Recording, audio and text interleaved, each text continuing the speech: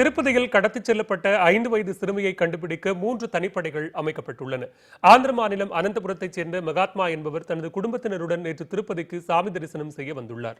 கோவிலில் கூட்டம் அதிகம் இருந்ததால் பொது மண்டபத்தில் தங்கிய மகாத்மா நேற்றிரவு திவ்ய தரிசனத்திற்கு சென்றுவிட்டு இன்று அதிகாலை மீண்டும் மண்டபத்திற்கு வந்துள்ளார். பின்னர் மண்டபத்தில் குடும்பத்தினர் தூங்கிய பின்னர் மகாத்மாவின் 5 வயது மகள் நவ்யாஸ்ரீ கடத்தப்பட்டுள்ளார். இது தொடர்பாக திருப்பதி காவல் நிலையத்தில் மகாத்மா புகார் அளித்தார். அதன் அடிப்படையில் மண்டபத்தில் இருந்த சிசிடிவி காட்சிகளை பார்த்ததில் நபர் ஒருவர் குழந்தையை கடத்திச் செல்லும் காட்சிகள் பதிவாகியுள்ளன.